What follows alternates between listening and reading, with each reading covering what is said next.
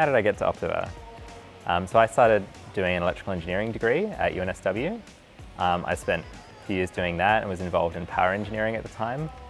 Wasn't for me, so I went into product design consultancy, spent about a year and a bit there. Then after that I heard of that finance companies were interested in using FPGA technology to speed up the way that they trade. And I thought that's really interesting. I didn't know that a finance firm would do that sort of thing. So I looked into the industry, heard about Optiver and about the great perks and things like that, and the great work-life balance and things like that. And then I applied and came here as a graduate in 2016. I've been at Optiver for about 5 years. So I started as a graduate. So I started off with, I suppose, quite well-defined work and a lot of mentoring from my colleagues. And over time, I've become more senior. I started to lead people. So I've become a leader and a manager here. Optiver presents some really unique challenges as a tech firm as well as a trading firm. So what I really like about working at Optiver in tech is you've got really strong direct competition. So they say that when there's an opportunity on the market, only one person can win. So there's a race to that opportunity.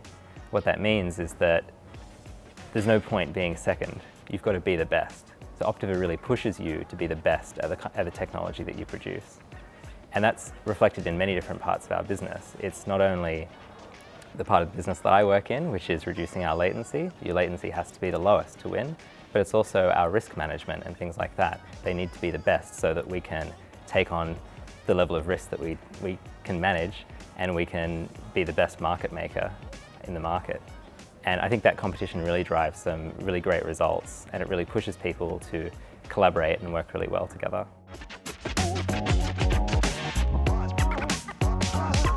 My advice for someone in their first 6 months here is you get the most out of Optiver when you know who to talk to about a problem.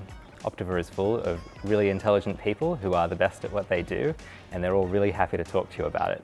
So I think in your first 6 months, the most important thing is to go and introduce yourself to as many people as you can, ask them what they're doing, find out about their part of the business. They'll be very happy to tell you, and at the end of it, you'll be able to do anything because you'll know who to talk to about the problem. There are a lot of different ways that we use technology to improve the market.